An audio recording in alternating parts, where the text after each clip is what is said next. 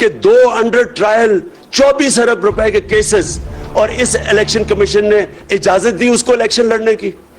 कौन से दुनिया के मुल्क में इस तरह के चोरों को इलेक्शन लड़ने की इजाजत मिलती है? किधर था ये इलेक्शन कमीशन तब? एक एक चीज ढूंढ के आप बता रहे हैं जी वो किसी ने कोई $100 दिया हो फौरन फंडिंग हो गई। ये नहीं आपको नजर आया कि मुल्क के डाकुओं को आपने इलेक्शन लड़ने की इजाजत दे दी है? और आपने बाकियों के देखे 60% कैबिनेट जमानत पे है। कौन से मुल्क के अंदर जमानत पे लोगों को इलेक्शन लड़ने की इजाजत दी जाती है? किधर थी इलेक्शन कमीशन तब? और इनके साथ मिलके मुझे शर्म, मुझे अफसोस होता है कि ये हमारा 22 करोड़ का पाकिस्तान है, अजीम ख्वाब पाकिस्तान, उसके ये लोग बैठे हुए फैसले करने वाले, और इनके पीछे भी वो लोग जो हैं जाती अना के लिए और अपने मफादात के लिए वो ये मुल्क को तबाही की तरफ धकेल रहे हैं। ये जो आपका ये बेहतरीन तरीके से निकल गई, फिर कमोडिटी सुपर साइकिल आया, यानी कि दुनिया में कीमतें बढ़ गई, वो भी अपने लोगों के ऊपर बोझ नहीं डालने की पूरी कोशिश की और कंट्रोल रखा। साजिश के तहत गवर्नमेंट गिरा दी, और जब गवर्नमेंट गिराई तो इन सब ने सोचा कि अब ये इस तहरीक इंसाफ का जनाजा निकल गया है, लोग मिठाइयां बांटेंगे, और ये सारे मुतमईन हो गए। अल्लाह का करम है, लोगों के दिलों के ऊपर वो कंट्रोल करता है। हम तो, हमारी क्या हैसियत है?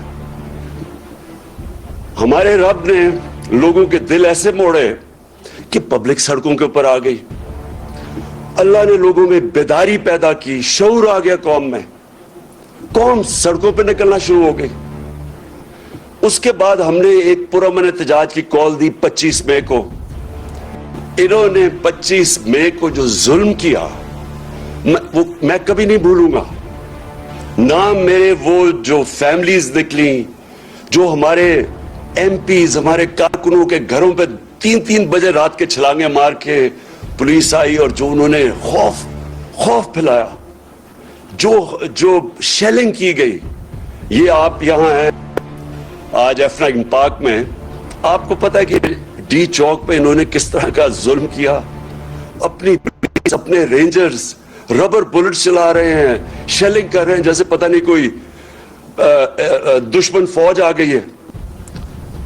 और इन्होंने क्यों किया? वो खौफ फैलाना चाहते थे। इनका ख्याल था कि एक दफा इनको दबाओगे, मारोगे तो ये चुप करके बैठ जाएंगे भेड़ बकरियों की तरह।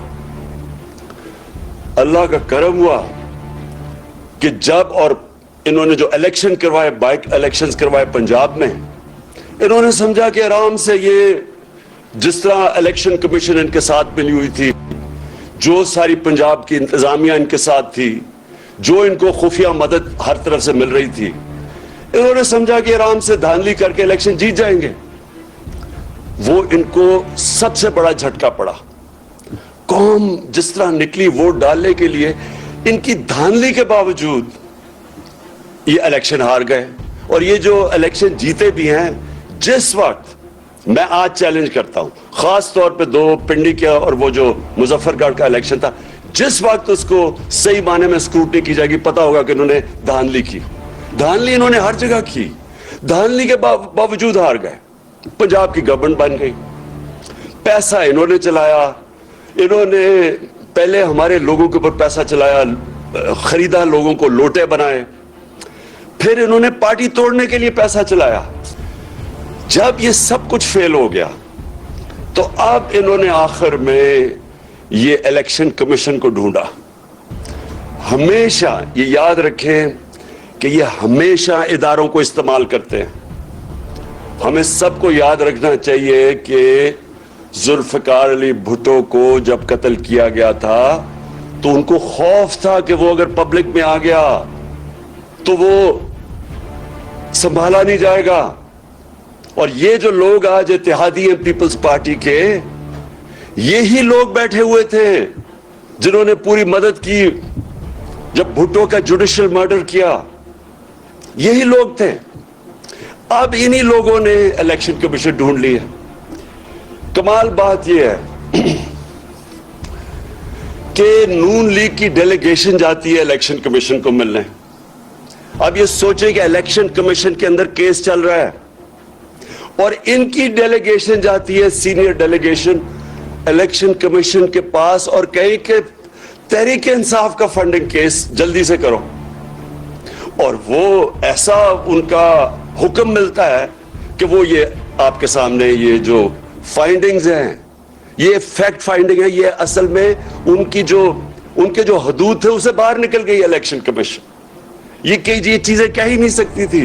मैं भी इनके ऊपर जरा 3-4 चीजें आपके सामने लेके आता हूं। ये कर ही नहीं सकती थी जो इन्होंने किया है, और इसके पीछे खौफ है। और खौफ किस चीज का है? कि कौम आजाद हो रही है, कि कौम इनके जो जकड़ों, ये जो उन्होंने पकड़ा हुआ था कौम को, उससे निकलती जा रही है। हर किस्म का कंट्रोल करो, कौम नहीं निकल रही, नहीं, कौम संभाली नहीं जा रही। इसको कंट्रोल करो, इसको गुलाम बनाओ। इलेक्शन कमीशन एक तरीका है। इलेक्शन कमीशन क्या तरीका है? इससे कैसे कौम गुलाम बनती है? क्योंकि ये लोग वोट किसी को डालते हैं, इलेक्ट किसी को कर देते हैं। इलेक्शन कमीशन को इन्होंने इस तरह का बना दिया है कि इसके जरिए आराम से कंट्रोल हो सकती हैं हुकूमतें, कितनी सीटें किसको देनी है, किसको क्या देनी है। इसलिए मैंने पूरी कोशिश की, 2.5 साल कोशिश करता रहा कि इलेक्ट्रॉनिक वोटिंग मशीन्स आए। मैं फिर से आप अपनी सारी कौम को बताना चाहता हूं, मुझे उससे क्या फायदा था। इलेक्ट्रॉनिक वोटिंग मशीन से फायदा यह होना था कि ये जो कंट्रोल करते हैं ना खुफिया हाथ बैठ के रिजल्ट, वो नहीं कर सकते उससे, क्योंकि जैसे ही इलेक्शन पोलिंग खत्म होती है बटन दबाते हैं और रिजल्ट आ जाता है सामने।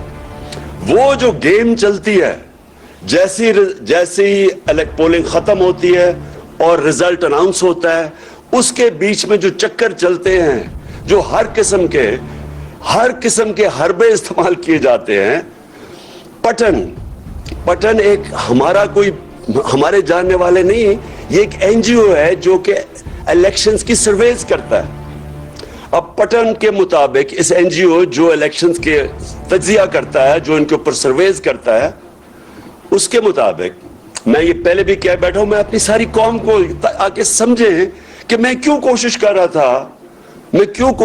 था कि ईवीएम आए, इलेक्ट्रॉनिक वोटिंग मशीन्स आए, क्योंकि उस पटन के मुताबिक 163 तरीके हैं इलेक्शन में पाकिस्तान में धांधली करने के, और 163 में से 130 तरीके खत्म हो जाते हैं इलेक्ट्रॉनिक वोटिंग मशीन से। इसलिए हम कोशिश कर रहे थे। दूसरी टेक्नोलॉजी का जो इस्तेमाल था, ये इससे सारी दुनिया, हिंदुस्तान भी इस ईवीएम की टेक्नोलॉजी, ईरान भी ये इस्तेमाल कर रहा है। मेरे पाकिस्तानियों, जब मैं क्रिकेट खेलता था, तो जब मेरे क्रिकेट शुरू की मैंने, तो अपने अंपायर खड़ा करते थे। जिस मुल्क में जाए उसके अपने अंपायर होते थे। उसका नतीजा क्या होता था कि जब भी कोई टीम बाहर हारती थी, वो ये नहीं कहती थी कि हमें अगली टीम ने अच्छी गेम खेल के हराया है, वो ये कहते थे कि अंपायरों ने हमें हरा दिया है। पाकिस्तान और इंडिया के मैच में खास तौर पे इतनी कशीदगी होती थी आपस में, क्योंकि वो दोनों टीमें, जब अगर हम हिंदुस्तान में खेलते थे, हम समझते थे उनके अंपायर उनकी मदद कर रहे हैं, वो जब यहां खेलते थे वो समझते थे हमारे अंपायर करते हैं। तो मैं वो कैप्टन था और हमारी वो पाकिस्तान टीम थी, दुनिया की तारीख में पहली दफा हम न्यूट्रल अंपायर लेके आए, और उसके साथ साथ टेक्नोलॉजी आई। आज क्रिकेट के मैच में जो आप क्रिकेट देखते हैं, टेक्नोलॉजी और न्यूट्रल अंपायर्स की वजह से जो जीतता है और जो हारता है सब तस्लीम कर लेते हैं। यही मेरी कोशिश थी इसकी इलेक्ट्रॉनिक वोटिंग मशीन्स पे। लेकिन किसने इसको रोका? ये दो जमातों ने रोका। इन दोनों ने पूरा जोर लगाया ताकि ये ना आए मशीन्स। और उनके साथ कौन मिला हुआ था? जिसने अब इनके साथ मिलकर ये फैसला किया है, इलेक्शन कमीशन ऑफ पाकिस्तान। इन्होंने उनके साथ मिलकर पूरी तरह सैबोटाज किया कि हम किसी तरह इलेक्ट्रॉनिक वोटिंग मशीन ना लाएं। اس سے اب صرف یہ سوچیں کہ اس کو مجھے کیا فائدہ تھا، اس کا مجھے نیوٹرل امپائرز کا کیا فائدہ تھا، اور اس کا صرف مقصد یہ تھا کہ کنٹرول ہو سکتے ہیں میرے پاکستانی قوم، آپ کنٹرول ہو سکتے ہیں. اس کا مطلب یہ کہ آپ اپنی ووٹ سے اپنے ملک کے فیصلے نہیں کر سکتے ہیں، آپ حکومتوں کو گرا اور اٹھا نہیں سکتے ہیں، کیونکہ وہ یہ کنٹرول کر لیتے ہیں الیکشن کہ فلانے کو اتنی سیٹس دے دو، اچھا اس کو اتنی سیٹس دے دو. یہ اس طرح اس ملک کی جمہوریت کو سب سے بڑا طریقہ کنٹرول کرنے کا الیکشن کمیشن ہے، اور یہ طریقہ الیکشن کروانے کا. اب مجھے یہ بتائیں، جب سے میں جانتا ہوں سینٹ کے الیکشن میں پیسہ چلتا ہے، سینٹ کے الیکشن کے اندر ایم پیز کو خریدا جاتا ہے، ہر جگہ نہیں، کئی جگہ بہت زیادہ پیسہ دیتے ہیں. ہم نے اپنے 20 ایم پی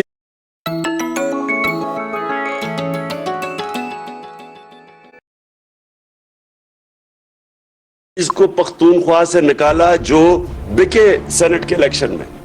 ان کی تصویریں بھی چلی کہ وہ پیسے 5-5 کروڑ روپیہ ان کو دے رہے ہیں، ان کی بلکہ ویڈیوز بھی چلی. ہم نے پوری کوشش کی کہ جناب شو آف ہینڈز کریں، آپ کیوں یہ خفیہ ووٹنگ کرتے ہیں جب آپ کو پتہ ہے پیسہ چلتا ہے. سپریم کورٹ کو میں داد دوں گا، انہوں نے کہا کہ ووٹ کو ویریفائی کرنا، یعنی کہ پتہ چلنا چاہیے کہ ووٹ ایک میرا ایم پی کس کو ووٹ کر رہا ہے، اس الیکشن کمیشن نے نہیں ہونے دیا. اور پھر یوسف رضا گیلانی کے الیکشن میں پیسہ چلتے ہوئے ویڈیو پکڑی گئی. وہ ویڈیو پکڑی گئی. دنیا میں سوچیں کہ کیا ہوتا کہ اگر آپ کا ایک ایم پی پیسے لے رہا، سینیٹر پیسے لے کے بن رہا ہوتا. سوچیں کسی بھی مہذب معاشرے میں اس کا کیا ری ایکشن ہونا تھا.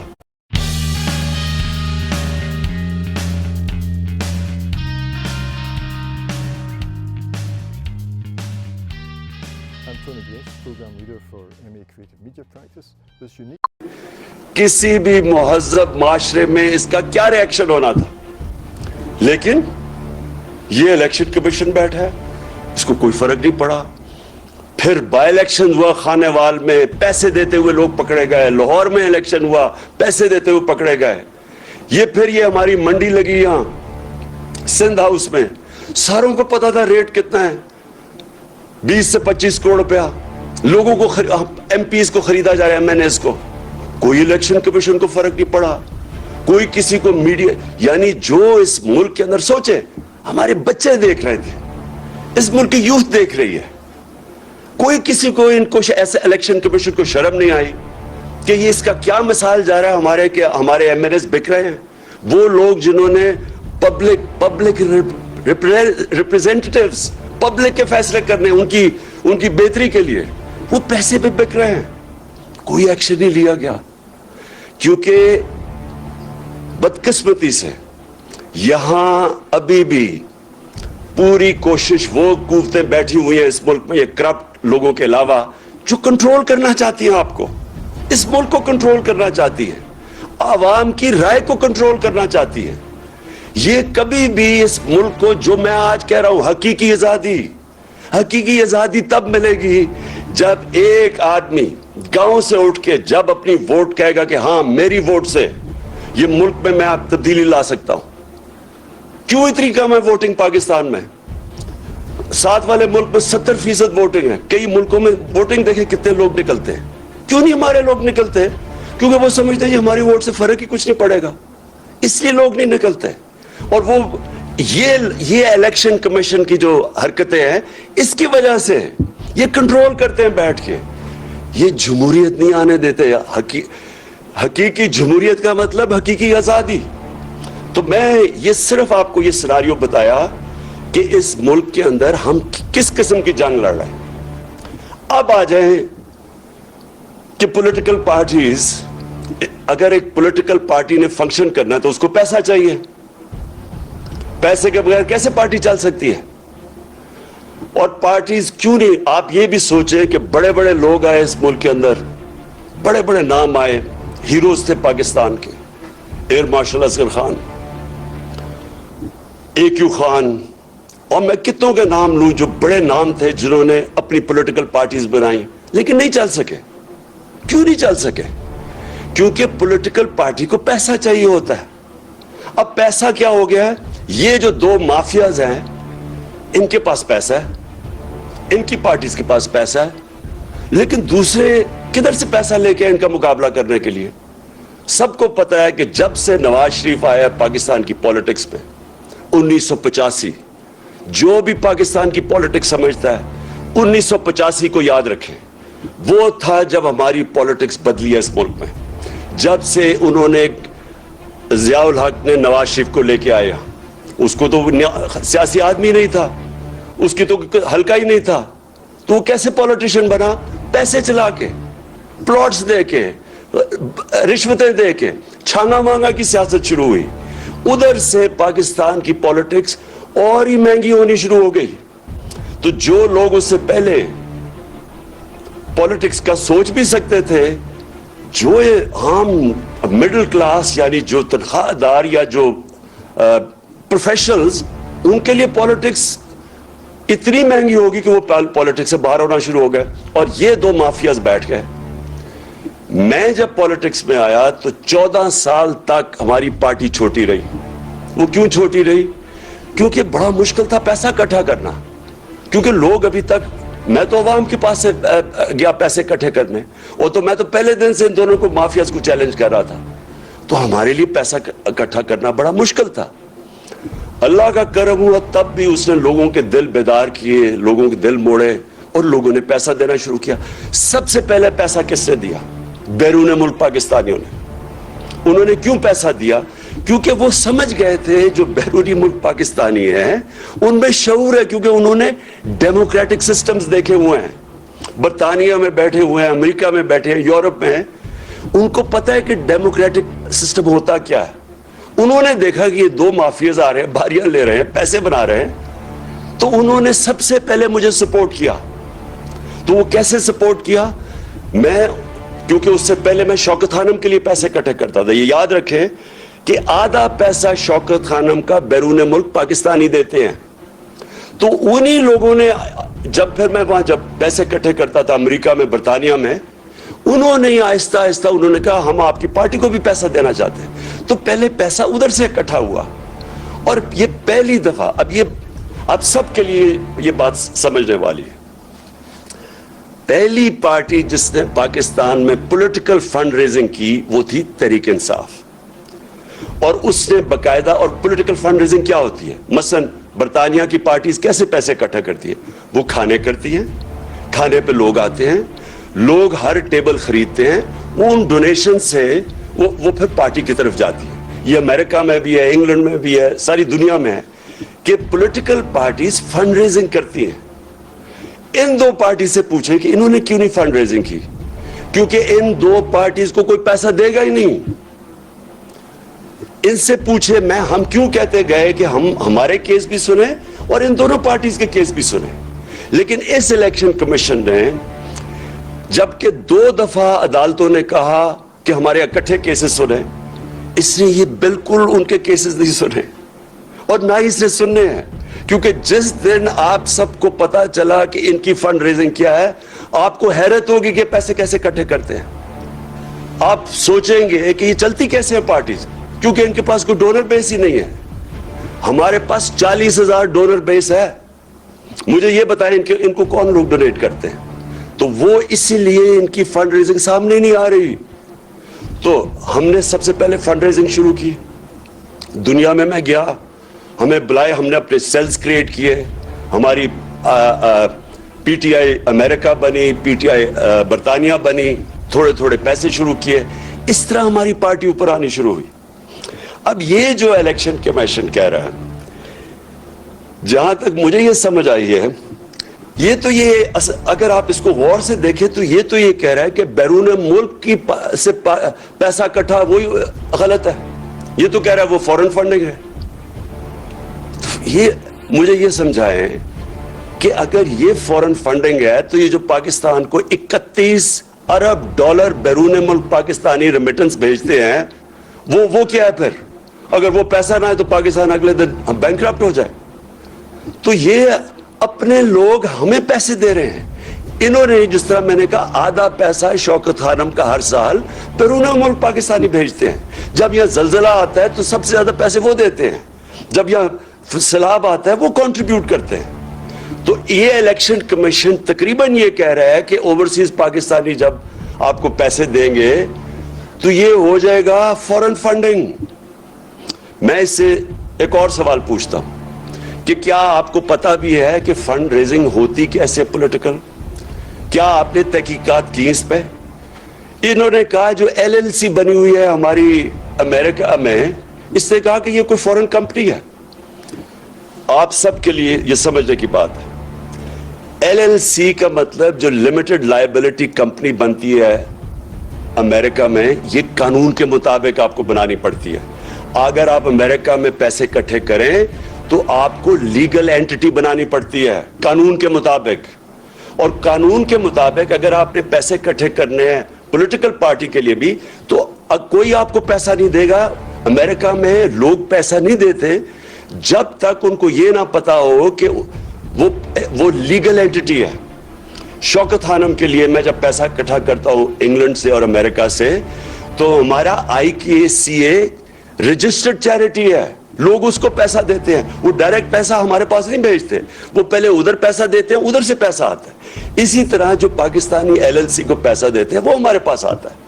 تو یہ فورن فنڈنگ نہیں ہے. فورن فنڈنگ ہے کیا؟ فورن فنڈنگ یہ ہے کہ جب آپ کسی اور بیرون ملک سے پیسہ اکٹھا کریں, کیونکہ وہ آپ کی پالیسی متاثر کر سکتا ہے. مثلا نیسلے ہے, اگر آپ اس سے پیسے لیں تو یہ آپ کی پالیسی متاثر کر سکتا ہے, اس لیے اس کو یہ پروہیبٹڈ فنڈ ریزنگ ہے. اور فورن فنڈنگ یہ بھی اب انہوں نے 2017 کے بعد قانون بنایا کہ فورن فنڈنگ یہ ہے کہ اگر بیرون ملک کوئی کمپنی سے بھی پیسہ لے تو وہ غلط ہے. ہمارے سارے پیسے یہ جو ساری رپورٹ آئی ہے یہ ہے 2012 کی. تو سب سے پہلے تو 2012 کی جو رپورٹ آئی ہے, میں یہ چاہتا ہوں کہ اس وقت آپ ذرا ویڈیو دیکھیں جن کو انہوں نے کہا ہے کہ یہ فورن فنڈنگ ہے. میں ذرا چاہتا ہوں کہ یہ ذرا ویڈیو چلائیں تاکہ آپ سب دیکھیں کہ کس کو کہہ رہے ہیں کہ فورن فنڈنگ ہے.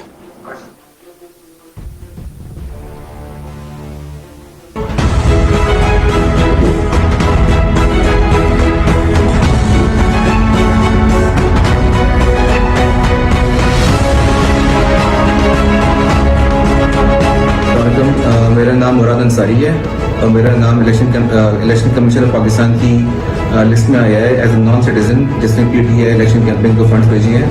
تو میں جس کلیئرفائی کرنا چاہ رہا تھا کہ نیشنل ہوں اور میرے پاس ڈبل نیشنلٹی ہے, پاکستان کی اور کینیڈا کی.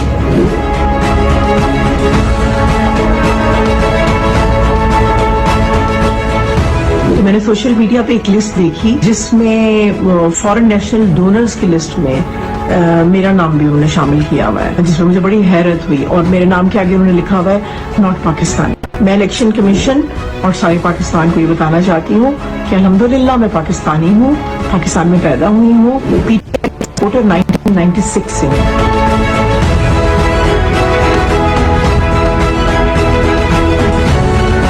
اختر جاوید میرا نام ہے. 2013 میں PTI کا یہاں PP89 پیر محل سے ٹکٹ ہولڈر تھا.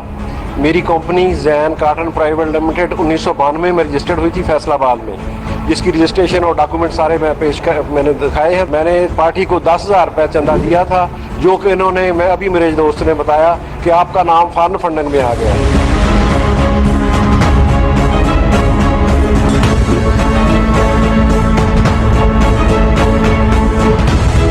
میں حیران ہوں ECP کے اس فیصلے کے اوپر کہ انہوں نے یہ بھی دیکھنا گوارا نہیں کیا کہ یہ ایک پاکستانی کمپنی ہے اور اس کا دفتر ہر چیز پاکستان میں موجود ہے اور کوئی اس کا فارن ایسا کوئی نہیں ہے اکاؤنٹ یا کمپنی. اور ایون نہ تو میں کوئی نیشنلٹی ہولڈر ہوں, ہم پیورلی پاکستان سے ہیں اور ہم نے یہاں سے حبیب بینک آف پاکستان سے پیمنٹ ٹرانسفر کی تھی اور حبیب بینک اکاؤنٹ بھی بھیجی تھی.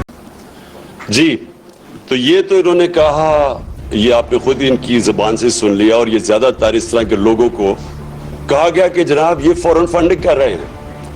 دوسری انہوں نے ایک اور بات کی, اور انہوں نے کہا کہ ایک ووٹن کرکٹ کلب سے پیسے آئے ہیں, اور ووٹن کرکٹ کلب کا جو مالک تھا وہ ہے عارف نقوی. اور یہ اب ذرا یہ غور سے سنیں، کہتے یہ ہے کہ وہ 2012 میں جو عارف نقوی تھا اس سے جسے پیسے لیے ہیں اس نے فراڈ،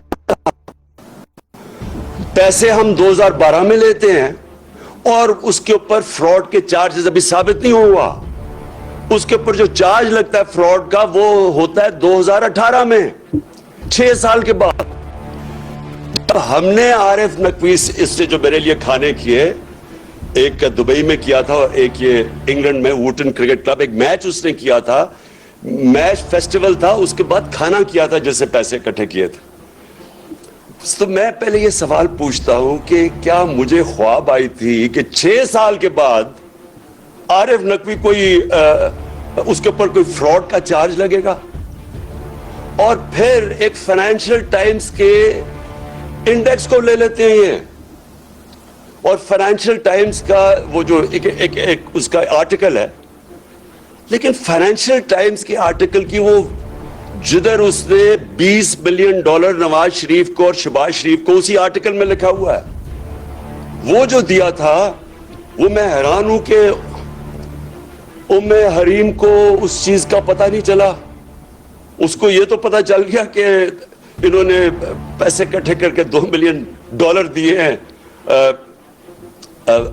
تحریک انصاف کو، لیکن جو ان کو رشوت کے پیسے دیے تھے ان 2 بھائیوں کو 5 ارب روپیہ، وہ تو کسی کو نہیں پتا چلا. تو دوسری میری بات ہے کہ اس میں کوئی چیز انلیگل نہیں تھی، غیر قانونی نہیں تھی. اس کی کمپنی، اس نے پیسے اکٹھے کیے، اپنی کمپنی کے ذریعے ہمیں بھیج دیے. 2012 میں بیرونی کمپنی سے پیسے آ سکتے تھے قانون کے مطابق. 2017 میں یہ قانون آیا کہ کمپنی کے ذریعے، بیرونی کمپنی کے ذریعے پیسے نہیں لے سکتے. تو میں یہ سمجھنا چاہتا ہوں کہ ہم نے کیا غلط کام کیا اس میں، کون سی غلط کام اس میں، کہ کون سی چیز تھی جو اتنا زیادہ الیکشن کمیشن نے کہا جی فوراً فنڈڈ اور ایکشن لینا چاہیے.